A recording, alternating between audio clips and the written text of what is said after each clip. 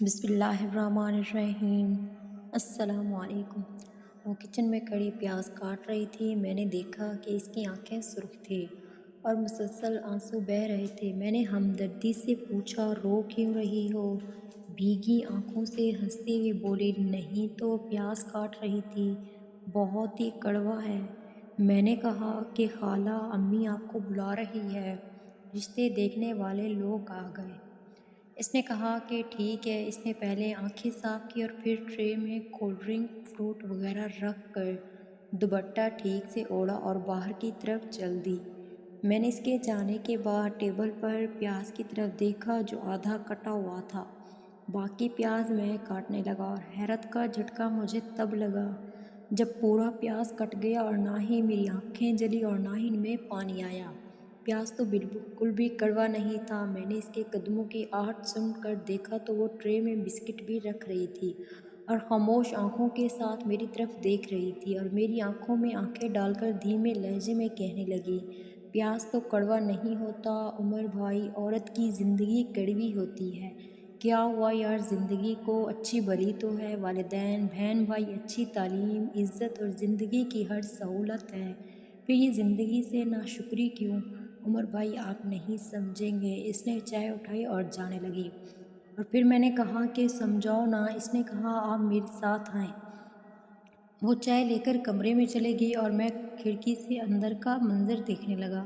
موٹے موٹے صوفے پر بیٹھی تین عورتیں کسائیوں کی طرح نادیہ کو دیکھ رہی تھیں۔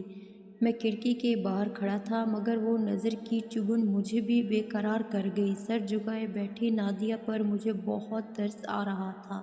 ایک عورت نے چبھتے الفاظ میں پوچھا، بہن آپ کے خاندان میں کوئی اور رشتہ نہیں ہے؟ خالہ نے سادگی سے کہا، جی بہت سے بچے ہیں فیملی میں۔ اچھا یہ لڑکا کون ہے جس نے دروازہ کھولا تھا؟ وہ میرے بارے میں پوچھ رہی تھی۔ میرا بھانجا ہے، CSS کیا ہے، ابھی بہت جلد ہی ٹریننگ پر چلا جائے گا۔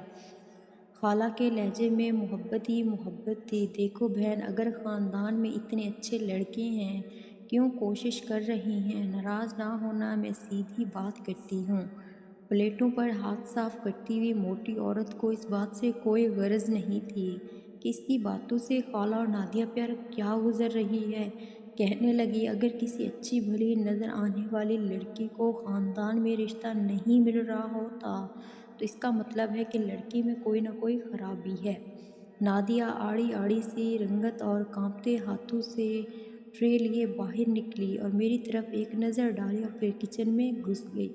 خواتین کمرے سے باہر نکل رہی تھیں۔ اتنا پڑھا لکھا اور خوبصورت لڑکا گھر میں ہے تو اس کا مطلب ہے کہ لڑکی اچھی نہیں ہوگی۔ اس لیے مجھے اور کچھ سننے کی ہمت نہیں رہی۔ میں اس کے پیچھے کچن میں آ گیا۔ وہ ہاتھ میں پیاز لے کھڑی تھی اور آنکھوں میں آنسوں کا سیلاب تھا جو گالوں پر بہہ رہا تھا۔ میں نے پیاز اس کے ہاتھوں سے لے لیے۔ پیاز تو کڑوا نہیں ہے، زندگی کڑوی ہے نا، تو یہ زندگی مجھے دے دو۔ میں نے اس کے آنسو اپنے ہتھیلیوں پر سجا لیے۔ یہ بہت ہی زیادہ قیمتی موتی تھے، انہیں ضائع نہ کرو۔ وہ حیرت اور بے یقینی سے مجھے دیکھ رہی تھی اور میں دل ہی دل میں خود کو کوس رہا تھا۔ میں نے امی کے بار بار کہنے کے باوجود اس رشتے کے لیے حامی نہیں بھری تھی، حالانکہ شریک حیات کے لیے جن خوبیوں کی ضرورت ہوتی ہے وہ تمام خوبیاں نادیہ میں موجود تھیں۔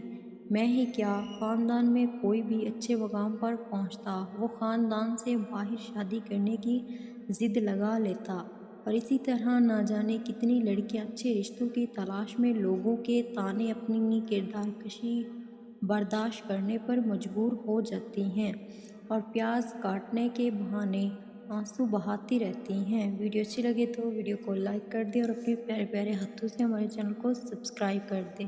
شکریہ۔